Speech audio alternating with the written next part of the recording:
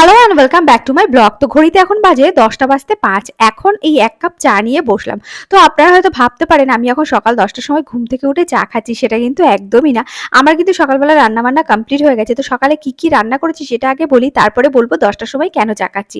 তো এখানে বাটা মাছের ঝাল করেছি, ডাল করেছি আর নিম বেগুন, তার সাথে করেছি পটল ভাজা আর আড়ুশের জন্য আছে মাছ ভাজা। তো এখন চা খাচ্ছি, তার কারণ হচ্ছে সকালবেলা থেকে রান্নাবান্না করতে আর বাকি সমস্ত কাজকর্ম করতে একদমই সময় পাই না যে বসে একটু চা খাবো। তো আরুষকে এখন পড়তে নিয়ে বসিয়েছি, ওর ব্রেকফাস্টও কমপ্লিট হয়ে গেছে, আমারও কিন্তু ব্রেকফাস্ট কমপ্লিট হয়ে গেছে। তারপরে গিয়ে বসেছি এখন চা খেতে।